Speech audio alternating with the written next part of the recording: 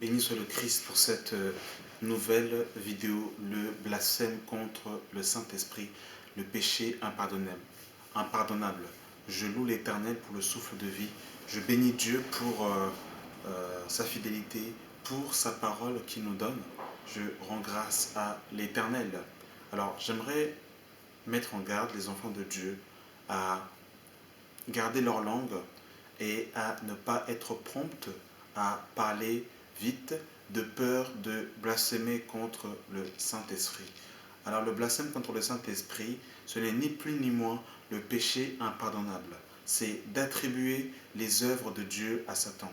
C'est quand, par exemple, je vois quelqu'un qui fait des miracles, par exemple, et qui s'efforce de marcher dans la sanctification, qui s'efforce de manifester les fruits de l'esprit, et parce que voilà, je n'apprécie pas sa tête, parce que voilà, il y a un point sur lequel je ne suis pas d'accord avec lui, alors à tous les amis, je vais commencer à dire, il est délivré, c'est le fils du diable, c'est l'enfant de Satan. Et mes amis, il en va du salut. Il est impératif que les enfants de Dieu soient enseignés sur ces réalités spirituelles, sur le blasphème contre le Saint-Esprit, afin de ne pas parler à tort et à travers, afin de ne pas attribuer des qualificatifs à des personnes qui risqueraient de nous coûter le salut. Parce que le blasphème contre le Saint-Esprit est le péché impardonnable. Et nous allons lire un premier passage dans 1 Jean, bien-aimé dans le Seigneur, 1 Jean chapitre 5, à partir du verset 18, à partir du verset 16, autant pour moi, il est écrit, si quelqu'un voit son frère commettre un péché qui ne mène pas à la mort, qu'il prie, et Dieu donnera la vie à ce frère. Il la donnera à ceux qui commettent un péché qui ne mène pas à la mort. Il y a un péché qui mène à la mort. Ce n'est pas pour ce péché-là que je dis de prier. Toute iniquité est un péché, et il y a tel péché qui ne mène pas à la mort. Alors ici, l'apôtre Jean nous parle ici lorsqu'il évoque le péché qui mène à la mort, il parle du blasphème contre le Saint-Esprit. Alors, il dit que toute iniquité est péché. Et dans Romains 3, le verset 23, il est écrit que le salaire du péché, c'est la mort. Donc, dans Romains 6, 23, autant pour moi, Romains 6, 23, je vérifie ça parce que j'ai un petit trou. Romains 6, voilà, Romains 6, 23. Romains 6, 23, la parole nous dit que le salaire du péché, c'est la mort. Donc, quand il dit en fait que, quand il parle du péché qui ne mène pas à la mort, Jean ici ne veut pas dire que si nous péchons, si on vit dans le péché sans se repentir, c'est pas grave. Ici, Jean veut faire comprendre ici que si un chrétien branche, qu'il marche par la chair par exemple, et que le Saint-Esprit l'interpelle sur son état, et que ce chrétien revient à lui et demande pardon, Dieu lui pardonnera et le sang de Jésus le purifiera de toute iniquité. Mais lorsqu'on parle du péché qui mène à la mort, il est question ici du péché impardonnable, autrement dit du blasphème contre le Saint-Esprit. Et justement, nous allons rentrer dans le vif du sujet. Nous sommes dans Matthieu chapitre 12. Matthieu chapitre 12, à partir du verset 22. Alors, il est écrit, alors on lui amena un démoniaque, aveugle et muet, et il le guérit, de sorte que le muet parlait et voyait. Toute la foule étonnée disait, n'est-ce pas cela le fils de David? Les pharisiens, ayant entendu cela, dirent, cet homme ne chasse les démons que par Belzébul, prince des démons. Donc ici, Jésus va faire un miracle. Il y avait une personne qui était ici muet et aveugle, et Jésus va justement faire un miracle. Il va opérer un miracle ici devant les pharisiens. Et les pharisiens, comme ils étaient méchants, comme les pharisiens n'avaient pas reçu l'amour de Dieu en eux, comme les pharisiens avaient l'apparence de la piété, mais qui ont rogné ce qui en faisait la force, mais qui au-dedans d'eux étaient des hommes méchants, étaient des hommes qui n'aimaient pas leur prochain, étaient des hommes qui étaient des assassins et qui voulaient accomplir les désirs de leur père, ils vont qualifier, ils vont attribuer l'œuvre de Christ au diable. C'est-à-dire que Jésus opérait par la puissance du Saint-Esprit. Mais eux, par leur méchanceté, par leur malice, ils ont attribué les œuvres de Jésus à Satan. Et Jésus répondra au verset 25. Comme Jésus connaissait leurs pensées, il leur dit, tout royaume divisé contre lui-même est dévasté, et toute ville ou maison divisée contre elle-même ne peut subsister. Si Satan chasse Satan, il est divisé contre lui-même, comment donc son royaume subsistera-t-il? Et si moi, je chasse les démons par Belzébul, vos fils, par qui les chassent-ils? Pourquoi ils feront eux-mêmes, c'est pourquoi ils seront eux-mêmes vos juges. Mais si c'est par l'Esprit de Dieu que je chasse les démons, le royaume de Dieu est donc venu vers vous. Ou comment quelqu'un peut-il entrer dans la maison d'un homme fort et piller ses biens sans avoir auparavant lié cet homme fort? Celui qui n'est pas avec moi est contre moi, et celui qui n'assemble pas avec moi disperse. Donc ici, Jésus veut leur faire comprendre, oui, si moi je chasse les démons par un esprit malin, mais ça veut dire que Satan est divisé contre lui-même. Jésus voulait faire comprendre ici aux pharisiens que Satan ne chasse pas Satan. C'est-à-dire que si un démon est chassé d'un corps, c'est exclusivement par l'intervention du Saint-Esprit. Voilà ce que Jésus veut nous faire comprendre. Au verset 31, et c'est là où c'est très intéressant, et c'est là où justement ça va être le sujet de cette vidéo, le verset 31, c'est pourquoi je le dis, tout péché et tout blasphème sera pardonné aux hommes, mais le blasphème contre l'Esprit ne sera point pardonné. Quiconque parlera contre le Fils de l'homme, lui sera pardonné. Mais quiconque parlera contre le Saint-Esprit ne lui sera point pardonné, ni dans ce siècle, ni dans le siècle à venir. Alors pourquoi est-ce que Jésus va dire ça? Jésus va dire ça, pourquoi? Parce que au verset 24, les pharisiens vont dire que Jésus chassait les démons par Belzébul. Donc en fait, ils vont attribuer les œuvres de Jésus à Satan. C'est pour ça, bien-aimé dans le Seigneur, enfant de Dieu, lorsque vous ne connaissez pas la vie d'une personne, lorsque vous ne connaissez pas l'intimité d'une personne, lorsque vous ne prenez pas le temps de marcher avec une personne et de voir ses fruits, faites attention aux paroles qui pourraient sortir de votre bouche. Et je m'inclus moi le premier. Des fois, on voit des personnes, par exemple, c'est pour ça, surtout concernant en fait les miracles, les signes, les prodiges et les miracles. C'est vrai qu'il y aura des signes et des prodiges mensongers, mais si Dieu ne nous a pas donné la confirmation, si Dieu ne nous a pas certifié que ce signe, ce prodige ou ce miracle ne vient point de lui, il est préférable de se taire. Il est préférable de garder sa bouche et de dire, ben voilà, cet homme fait des miracles, mais je ne sais pas, je n'ai pas reçu la confirmation de Dieu, je ne sais pas si ça vient de Dieu ou pas, je préfère me garder, je préfère m'abstenir. On verra ses fruits et on jugera par rapport à sa vie, par rapport à son enseignement et par rapport justement aux fruits qui émanent de sa vie. Mais il est important, bien aimé dans le Seigneur, que si on n'a pas la confirmation du Seigneur, de garder sa bouche, de faire attention à parler en fait à tous usamutes et en besogne. Et au verset 33, Jésus dira, ou dites que l'arbre est bon et que son fruit est bon, ou dites que l'arbre est mauvais et que son fruit est mauvais. Car on reconnaît un arbre par le fruit. Race de vipères, comment pourrez-vous dire de bonnes choses, méchants comme vous l'êtes? Car c'est de l'abondance du cœur que la bouche parle. L'homme bon tire de bonnes choses de son trésor, et l'homme méchant tire de mauvaises choses de son mauvais trésor. Je vous le dis, au jour du jugement, les hommes rendront compte de toute parole vaine qu'ils auront proférée. Car par tes paroles, tu seras justifié, par tes paroles, tu seras condamné.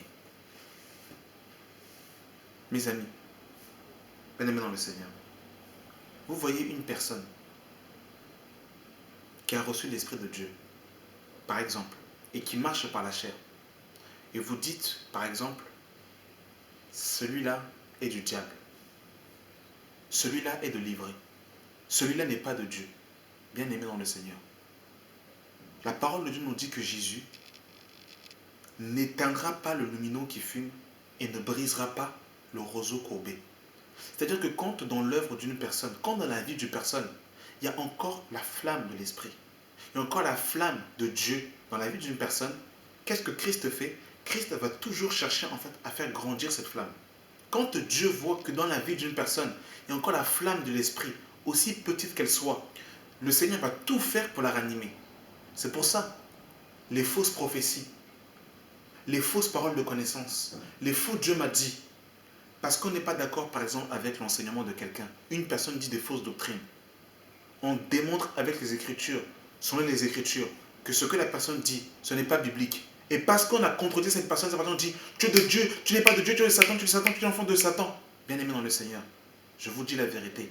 Ne soyons pas de ceux qui sont prompts à qualifier les gens de Satan à tous les amuts. À tous les amuts, quand il n'y a pas la pratique du péché. Attendez, je veux prendre juste un petit verset dans 1 Jean. 1 Jean chapitre 3. Oh Seigneur, sauve-nous. Seigneur, sauve-nous.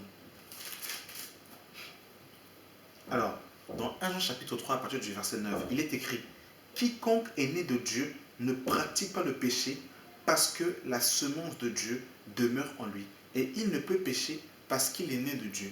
Lorsqu'on voit un frère ou une sœur qui ne pratique pas le péché, qui ne vit pas dans le péché, on voit dans la vie d'un frère ou d'une sœur l'œuvre de l'esprit. C'est-à-dire que la personne s'efforce à marcher dans la sanctification, malgré les difficultés, malgré les épreuves. Parce qu'on n'est pas d'accord avec une personne, parce qu'une personne nous a déçus, et qu'on commence à qualifier cette personne de livrée, du diable, qu'elle n'est pas de Dieu, qu'elle est de livrée. Vous savez mes amis, ça peut être très grave. Ça peut être la route qui mène au blasphème contre le Saint-Esprit.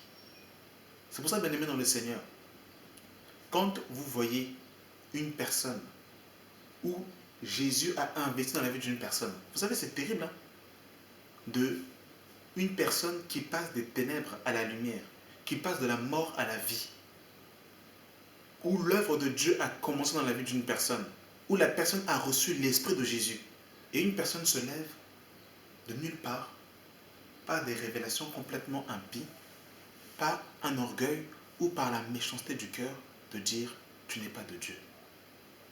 Sans qu'il y ait la pratique du péché, sans qu'il y ait en fait des fausses doctrines, je vous dis la vérité, c'est très grave. Il ne faut pas qu'il en soit ainsi. C'est pour ça, bien aimé dans le Seigneur, la personne qui est mature dans la foi, quand elle voit une personne qui n'est pas convertie, elle va tout faire pour amener cette personne à la lumière. Vous savez, Dieu n'est pas un Dieu de calomnie. C'est-à-dire que Dieu ne va pas donner des révélations aux personnes pour te dire, bah regarde, lui il est comme ça, lui il est comme ci, lui il est comme ça, lui il est comme ci, sans apporter une solution dans la vie d'une personne. Dieu est toujours la personne qui ramène une solution.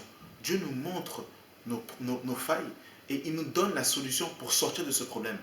Mais les gens que du matin au soir utilisent la Bible comme des paroles en fait de condamnation pour amener les gens en enfer, pour que les gens meurent, des paroles en fait terribles où les gens se moquent. Ils n'ont en fait pas en fait de considération. Ils se moquent des gens. Ils sont dans la méchanceté. Ils parlent beaucoup. Ils débitent en fait des paroles à la seconde où il n'y a que la méchanceté. Il n'y a pas la miséricorde. Il n'y a pas la docilité. Mais en fait, c'est qu'en fait du venin d'aspic. On qualifie les gens et en fait, on les efface du livre de vie. Sans miséricorde, sans tristesse. Vous savez, lorsque Paul parlait des faux, vous savez que Paul le disait en pleurant. Mais aujourd'hui, les gens sont ravis que d'autres ne sont pas sauvés. Certains sont ravis que d'autres ne sont pas de Dieu. Ils le disent avec joie. Ils le disent avec un cœur en fait qui font plaisir. Voilà, bien-aimés dans le Seigneur. Je vous dis, dans cette génération, beaucoup sont frappés. Il y en a beaucoup qui sont frappés. Il y en a beaucoup qui ont blasphémé contre l'Esprit. Et il n'y a plus rien à faire pour eux. Vous voyez en fait que leur fin ne va que de pire en pire. Vous avez vu Saül? Lorsque Saül a reçu un mauvais esprit venant de Dieu, regardez la vie de Saül, comment il a commencé, comment il a fini. Lorsque Saül a reçu un mauvais esprit, Saül a prophétisé nu, Saül a traqué David toute sa vie, en voulant le tuer à plusieurs reprises. Il est parti consulter la sorcière d'Endor, et surtout, il a demandé à la fin de sa vie la mort. En fait, littéralement, il s'est suicidé. Il y en a beaucoup je vous dis, il y en a beaucoup qui sont frappés. Il n'y a plus rien à faire pour eux. Parce que, en fait, Vous savez, quand par exemple une personne est dans l'erreur, prêche des fausses doctrines, et que selon les Écritures, quand la parole du Seigneur est prêchée, est annoncée, et qu'une personne refuse la vérité, vous savez, quand la grâce arrive, la grâce, il faut la recevoir, il faut l'accepter. Parce que quand on refuse la grâce de Dieu, quand on refuse l'éclairage de Dieu, ben en fait, on se heurte à la pierre angulaire. C'est pour ça que quand je vous dis la vérité, beaucoup de ceux qui se disent pasteurs dans les dénominations ou dans les maisons, beaucoup sont déjà frappés. Ils sont frappés d'un esprit d'égarement. C'est-à-dire en fait qu'ils n'ont plus en fait de frein. Leur conscience est frappée. Et il n'y a plus pour eux en fait la possibilité de revenir. Pourquoi? Parce qu'en fait, ils ont foulé au pied en fait l'esprit de la grâce. Regardez ce que la parole de Dieu nous dit dans Hébreux, chapitre 6. Et juste une petite parenthèse encore, à ceux qui disent que une fois que tu as reçu l'esprit, c'est bon. Dans tous les cas, peu importe ce que tu feras, une fois sauvé, sauvé pour la vie. Comme il y en a une qui cachait son visage, qui, j'ai vu il n'y a pas longtemps, qui commence à montrer son visage, et qui, en fait, toutes ses vidéos ne sont que des vidéos de dénonciation, où elle ne fait que dénoncer les personnes en disant pas de Dieu, pas de Dieu, pas de Dieu, pas de Dieu, pas de Dieu. Il faut faire attention. Il faut faire attention quand quelqu'un a rencontré le Seigneur, quand quelqu'un est marqué du sceau, quand quelqu'un est scellé du Saint-Esprit. Il faut faire attention. Il faut faire attention, bien aimés dans le Seigneur, je vous dis la vérité. La parole de Dieu nous dit dans Hébreux chapitre 6, à partir du verset 4, car il est impossible à ceux qui ont été une fois éclairés, qui ont goûté le don céleste et qui ont eu part au Saint-Esprit. Donc là, on ne parle pas des païens, là, on ne parle pas des musulmans, on ne parle pas des athées, là, on parle des personnes qui ont reçu l'Esprit. Bien-aimés dans le Seigneur, ne vous laissez pas séduire par des fausses Jézabel, des personnes qui se disent prophétesses et qui enseignent des fausses doctrines. Bien-aimés dans le Seigneur, que Dieu nous garde dans ces temps de séduction, dans ces temps compliqués, qui ont goûté la bonne parole de Dieu et qui sont tombés, soient encore renouvelés et amenés à la repentance, puisqu'ils crucifient pour leur part le Fils de Dieu et l'exposent à l'ignominie. Lorsqu'une terre est abreuvée par la pluie, qui tombe souvent sur elle, et qu'elle produit une herbe utile à ceux pour qu'elle est cultivée, elle participe à la bénédiction de Dieu. Mais si elle produit des épines et des ronces, elle est réprouvée et prête à être maudite et on finit par y mettre le feu. Verset 9, voyez-vous, là l'auteur va donner en fait une parole en fait terrible, mais regardez le verset 9 comment il termine. Quoique nous parlions ainsi, bien-aimés, nous attendons pour ce qui vous concerne des choses meilleures, favorables au salut. Donc voyez-vous, il y a toujours avec Dieu une miséricorde, une porte de secours. Mais les personnes qui sont dans la condamnation, quand il n'y a pas de porte de secours, quand il n'y a pas d'issue, quand il n'y a pas de miséricorde, quand c'est le châtiment, quand c'est la mort, mais c'est quel esprit? C'est la question qu'il faut se poser. Cet esprit de condamnation, quand on n'est pas d'accord avec le système religieux, quand on dit que l'évangile de la prospérité, ce n'est pas de Dieu. Lorsqu'on dit que la dîme, c'était une pratique de la loi, toutes ces choses, on qualifie les gens de Satan. On dit que oui, tu n'es pas de Dieu. Il faut faire attention. Il faut faire attention, mes amis, dans le Seigneur. On attribue les œuvres de Dieu à Satan. On dit tu n'es pas de Dieu, tu es un sorcier. Sous le coup de la colère, sous le coup de l'émotion. Il faut faire attention, mes amis, dans le Seigneur. Je vous dis, il faut faire attention. Hébreux chapitre 10, le verset 26. Car si nous péchons volontairement, après avoir reçu la connaissance de la vérité, il ne reste plus de sacrifice pour les péchés, mais une attente terrible du jugement et l'ardeur d'un feu qui dévore les rebelles. Celui qui a violé la loi de Moïse meurt sans miséricorde sur la déposition de 2 ou 3 témoins. De quel pire châtiment pensez-vous sera digne celui qui aura foulé aux pieds le Fils de Dieu et qui aura tenu pour profane le sang de l'alliance par lequel il a été sanctifié et qui aura outragé l'esprit de la grâce. Car nous connaissons celui qui a dit « À moi la vengeance, à moi la rétribution, dit le Seigneur. » Et encore le Seigneur jugera son peuple. C'est une chose terrible que de tomber entre les mains du Dieu vivant. Donc voyez-vous, ici on parle des personnes qui ont reçu l'Esprit, des personnes qui ont été éclairées, mais qui ont foulé au pied le sang de la grâce, le sang de l'alliance. Donc bien aimé dans le Seigneur, ceux qui vous disent que parce que tu as reçu l'Esprit, tu peux faire ce que tu veux, mes amis, c'est de la séduction, c'est l'apostasie. C'est l'apostasie.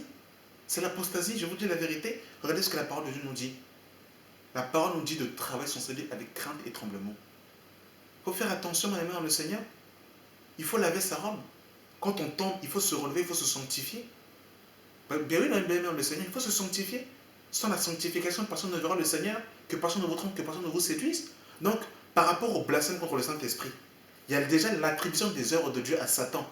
C'est quand on qualifie dans la vie d'une personne l'œuvre de Satan. Vous imaginez quelqu'un qui a pour père le Père céleste et que quelqu'un se lève, soi-disant parce qu'il a reçu une révélation, et il dit que son père c'est le diable, mes amis. C'est terrible. C'est terrible, bien aimé dans le Seigneur. Il faut faire attention. Ah oui, il faut faire attention, bien aimé dans le Seigneur. Il faut garder sa langue. Donc, quand on qualifie les œuvres de Dieu à Satan, on est sur le chemin du blasphème contre le Saint-Esprit. Quand on vit dans le péché, on pratique le péché, l'esprit est attristé, selon Éphésiens 4, le verset 30. Après, selon le temps que Dieu lui-même sait, selon 1 Thessaloniciens chapitre 5, le verset 19, la Bible dit, n'éteignez pas l'esprit. Ensuite, l'esprit est éteint. Quand l'esprit est éteint, il y a encore la possibilité de le ranimer. Mais au bout d'un moment, selon Apocalypse chapitre 2, Jésus dira à l'ange de l'église d'Éphèse, si tu ne te réponds pas, je viendrai à toi et je ôterai ton chandelier de ta place. Mes amis, quand le chandelier est ôté, là c'est l'esprit d'égarement. Là c'est l'esprit d'égarement, mes amis, venant de l'éternel. Et là, quand c'est comme ça, mes amis, il n'y a plus rien à faire. C'est le péché impardonnable, c'est le blasphème contre le Saint-Esprit. Et là, il n'y a plus rien à faire. Je vous dis la vérité. Il y a des personnes, vous les voyez comme ça, c'est-à-dire en fait, elles sont vivantes physiquement, mais spirituellement, elles sont déjà mortes. C'est-à-dire en fait que leur conscience est frappée et marquée au marqueur rouge. C'est-à-dire qu'il n'y a plus pour eux la possibilité d'être interpellés par le Saint-Esprit. Pourquoi? Parce qu'en fait, soit en fait, ils ont atteint le point de non-retour. Ils ont refusé la vérité. Ils ont en fait blasphémé contre la vérité. Ils ont en fait foulé aux pieds l'esprit de la grâce. Et en fait, ils sont arrivés au point de non-retour. Dieu les a livrés selon les désirs de leur cœur. Comme ils ont aimé le mensonge, et bien Dieu leur a donné en fait un esprit en fait d'égarement. Je vous invite à lire 2 Thessaloniciens chapitre 2 à partir du verset 9 où justement on nous parle justement de l'esprit d'égarement. Ah oui, bien aimé dans le Seigneur, ce n'est pas un jeu. L'apôtre Paul va nous dire dans 1 Corinthiens, 1 Corinthiens chapitre 9, à partir du verset 26, il va dire, moi donc je cours, non comme à l'aventure, je frappe, non comme battant l'air, mais je traite durement mon corps, je le tiens assujetti de peur d'être moi-même rejeté après avoir prêché aux autres. Il savait que bien qu'il avait reçu l'Esprit, il fallait qu'il se tienne droit, il fallait qu'il marche dans la pureté, il fallait qu'il marche le droit chemin. Il y a des gens qui vous disent, tu as reçu l'Esprit, marche comme tu veux, c'est pas grave, tu es sauvé. C'est quel évangile? C'est quel esprit? C'est quelle grâce? Ce n'est pas l'esprit de Jésus, bien aimé dans le Seigneur. C'est un esprit séducteur. Ce n'est pas l'esprit de Jésus. Et quand on dénonce ces choses, et on est traité de faux. Mais je bénis le Seigneur. Parce que regardez ce que le Maître va nous dire. Dans Matthieu chapitre 10, à partir du verset 24, il est écrit, le disciple n'est pas plus grand que son maître, ni le serviteur plus que son Seigneur. Il suffit au disciple d'être traité comme son maître et au serviteur comme son Seigneur. S'ils ont appelé le maître de la maison Belzébul, à combien plus forte raison appelleront-ils ainsi les gens de sa maison? C'est ça. Quand quelqu'un marche vraiment avec Dieu, il s'efforce de marcher dans la sanctification. Quand il tombe, il se relève. Il s'efforce de marcher selon les Écritures. Il s'efforce de manifester le caractère de Christ, le fruit de l'Esprit. Il s'efforce de garder la saine doctrine. Mais ceux qui ne sont pas de Dieu auront tous des qualificatifs terribles. C'est pour ça, bien aimés dans le Seigneur, ne soyez pas attristés lorsque les gens ont des qualificatifs à votre égard. Faux prophètes, faux frères, ivrés, toutes ces choses. Quand vous voyez que vous vous efforcez de marcher dans la sanctification, j'aimerais encourager quelqu'un. Quand toi, mon frère, ma soeur, tu t'efforces de marcher dans la sanctification, lorsque tu tombes, tu te relèves. Quand tu vois que ta robe est sale, tu cries à Dieu pour que Dieu te lave ta robe.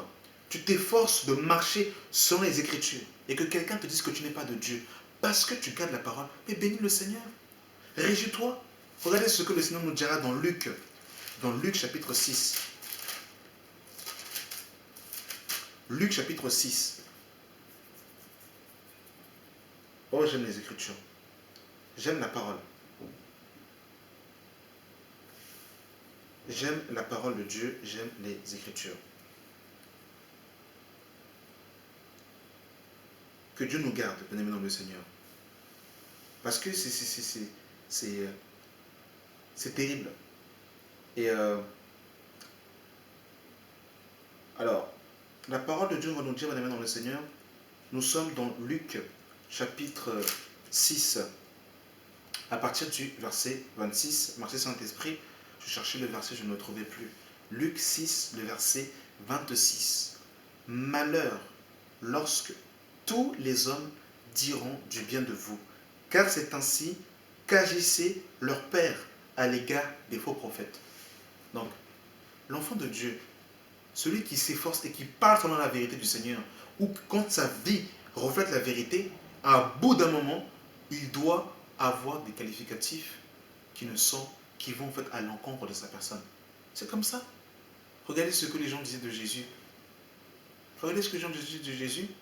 Regardez comment est-ce que Jésus était qualifié dans sa vie. Pourquoi? Parce que sa vie peut juger les personnes qui n'appartenaient pas à Dieu.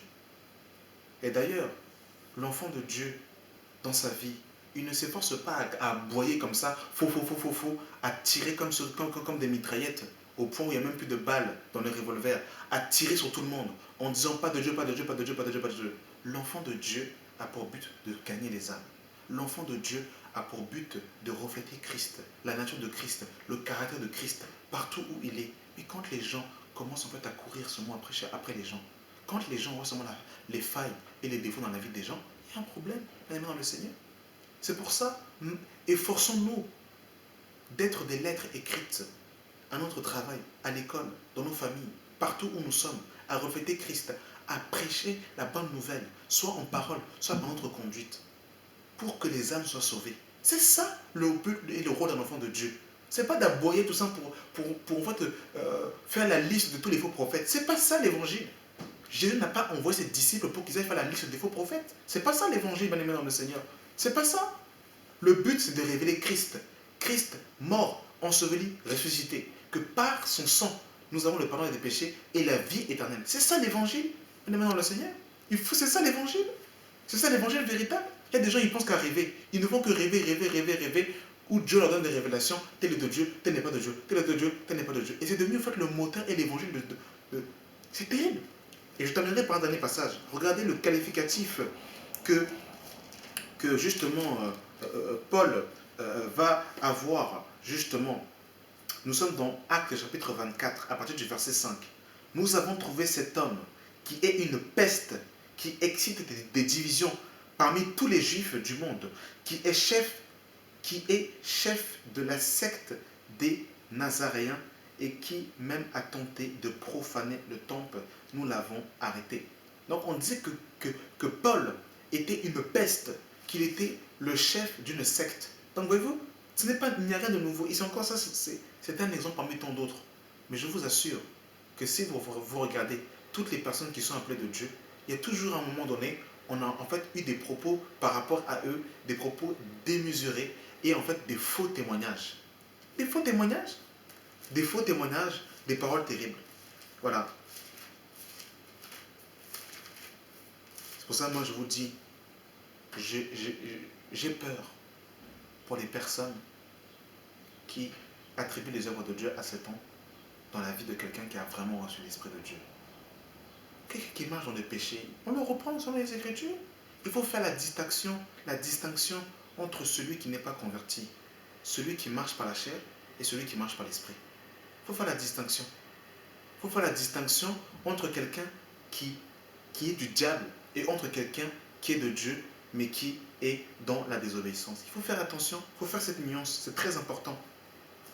Sinon on commence à parler trop vite là et on commence à débiter en fait des paroles terribles. J'avais dit dans les passages, mais permettez-moi d'apporter un autre passage dans 1 Pierre chapitre 4 à partir du verset 12. Bien-aimés, ne soyez pas surpris comme une chose étrange qui vous arrive de la fournaise qui est au milieu de vous pour vous éprouver. Réjouissez-vous au contraire de la part que vous avez aux souffrances de Christ, afin que vous soyez aussi dans la joie et dans l'allégresse lorsque sa gloire paraîtra. Si vous êtes outragés pour le nom de Christ, vous êtes heureux, parce que l'Esprit de gloire, l'Esprit de Dieu repose sur vous. Il est blasphémé par eux, il est glorifié par vous. Donc voilà, bien-aimés dans le Seigneur, c'était juste pour nous encourager. Et bien-aimés, comme la parole dit par la suite, hein, la parole nous dit en fait que nous ne devons pas en fait souffrir comme malfaiteurs ou comme s'ingérant dans les affaires d'autrui, mais qu'on doit souffrir pour les choses qui concernent le royaume. Alors vous me direz peut-être, oui, mais si dans ma vie, par inadvertance, j'ai dit qu'une personne n'était pas de Dieu, mais que je n'ai pas fait exprès, ou que ce n'était pas mon but premier, est-ce que ça me disqualifie? Est-ce que ça fait de moi que je ne suis pas de Dieu? Est-ce que ça fait que j'ai blasphémé contre l'Esprit? Alors, non, pas directement. Le blasphème contre l'Esprit, c'est quand on voit qu'une personne, par exemple l'exemple des pharisiens, les pharisiens voyaient que Jésus marchait dans la sainteté, que Jésus ne péchait pas, que Jésus prêchait le vrai évangile. Mais c'est parce que leur cœur était méchant. Les fruits de Jésus étaient manifestes, c'était des fruits de justice. Mais malgré ça, ils ont attribué les œuvres de Dieu à Satan. Ils ont dit qu'il chassait les démons par Satan. C'est à ce moment-là où ça commence à devenir dangereux. Des fois, par inadvertance, ça aurait pu arriver que on se laisse emporter par l'influence d'une personne et que, sous le coup de l'émotion, sans avoir en fait calculé, on dit une chose par inadvertance. Mais après, on est tout de suite repris parce qu'on se dit, bah voilà, il y a quand même, en fait, dans la vie de ce frère, dans la vie de cette sœur, quand même la crainte de Dieu, il y a quand même dans la vie de ce frère, de cette sœur, quand même la marque de l'esprit. Je m'abstiens de dire des choses que je ne contrôle pas. Mais là où ça devient gravissime, c'est quand on voit une personne qui s'efforce de marcher dans la sainteté, qui s'efforce de garder les commandements de Dieu et qu'on dit que cette personne n'est pas de Dieu, que cette personne a l'esprit de Satan, quand il n'a pas la pratique du péché. Et vraiment, c'est sur ça que vraiment j'ai voulu nous mettre en garde dans le Seigneur, et surtout aussi à ne pas en fait outrager l'esprit de la grâce, en prenant la grâce en disant, une fois sauvé, sauvé pour la vie. Je fais ce que je veux, je pêche, je pêche, je pêche, je pêche, je pêche, je pêche, je pêche, et c'est pas grave, une fois sauvé, sauvé pour la vie. On a vu des versets bien dans le Seigneur. Faisons attention, que Dieu nous garde. Je n'ai pas voulu nous faire peur, mais quoique, si cette vidéo peut produire dans nos cœurs la crainte de Dieu, et bien que la crainte de Dieu soit posée et que la crainte de Dieu soit mise dans nos cœurs. Donc voilà, vraiment, que Dieu nous garde. Que Dieu nous garde et voilà, que Dieu nous garde. Vraiment, que la grâce et la paix soient votre partage, bien aimé dans le Seigneur. Amen.